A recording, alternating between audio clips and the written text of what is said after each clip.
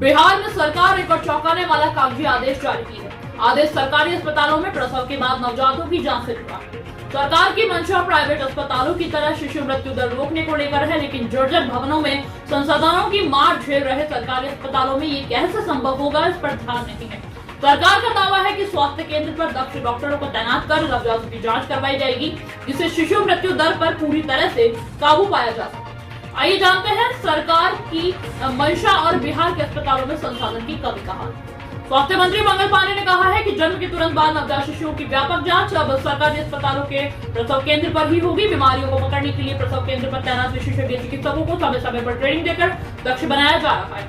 ऐसा कर शिशुओं की बीमारियों को जानकर उनका तत्काल इलाज किया जा सकेगा। नवजातों में जन्म के बाद तत्काल ये पता लगाया जा सकेगा कि कहीं उनमें पाए जाने वाले कई प्रकार की खतरनाक बीमारियों में से किसी के लक्षण तो नहीं।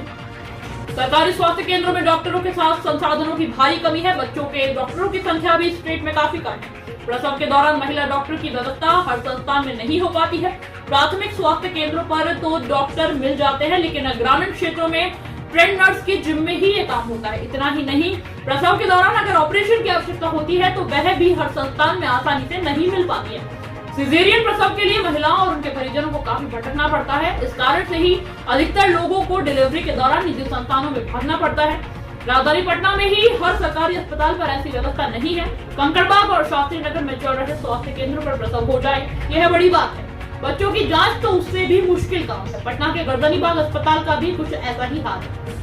यहाँ बेड से लेकर साफ सफाई की बड़ी समस्या है। मरीजों को भर्ती करने के लिए तो व्यवस्था है, लेकिन बेड टूटे पड़े हैं और उनमें संक्रमण का भी बड़ा खतरा है। ऐसे में सरकार के दावों की बात कहां से पूरी होगी, यह बड़ा सवाल है। स्वास्थ्य विभाग अस्पतालों में जर्जर भवन को नहीं सही कर पा रहा और प्रशिक्षण के सारे बड़े बड़े दावे कर रहा है।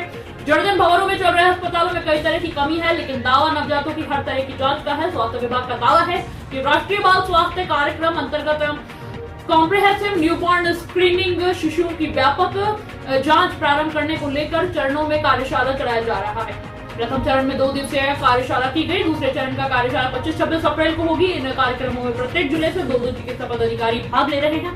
प्रथम चरण में 19 जिलों तथा पश्चिम चंपारण, पूर्वी चंपारण, वैशाली, गोपालगंज आदि समेत अन्य जिलों में चिकित्सा पदाधिकारियों ने प्रशिक्षण प्राप्त किया है। दूसरे चरण में भी 19 अन्य जिलों के चिकित्सा पदाधिकारी प्रशिक्षित होंगे। आनुवांशिक लक्षणों या गर्भावस्था के दौरान कुछ जटिलताओं की वजह से नवजात बच्चे कुछ गंभीर बीमारियों के साथ जन्म लेने का खतरा कम हो सकता है। वहीं इसमें नवजातों के लिए 5 बड़ी चुनौती ये है कि जन्म के तुरंत बाद शिशु के रोने से पता चलता है कि वह संभावित रूप से ठीक है, लेकिन उसके स्वास्थ्य की जानकारी लेने के लिए कई तरह के टेस्ट की जरूरत होती है। ऐसी बीमारी में समय रहते प्रसव केंद्र पर पकड़ लिया जाए तो उनकी जान बचाना आसान हो जाएगा। जन्म के तुरंत बाद अगर शिशु के रोने से पता चलता है कि वह संभावित रूप से ठीक है, लेकिन उसके स्वास्थ्य की जानकारी लेने के लिए कई तरह के टेस्ट की जरूरत है। बिहार में कुछ बच्चे दुर्लभ विकारों के साथ पैदा होते हैं और उस तरह की समस्याओं का पता लगाने के लिए ही स्क्रीनिंग टेस्ट आवश्यक है। प्रसव केंद्र पर बच्चों के डॉक्टरों की तैनाती नहीं होने और जांच की पूरी व्यवस्था नहीं होने से नवजातों में खतरा अधिक होता है। ब्यूरो रिपोर्ट, बीबी न्यूज।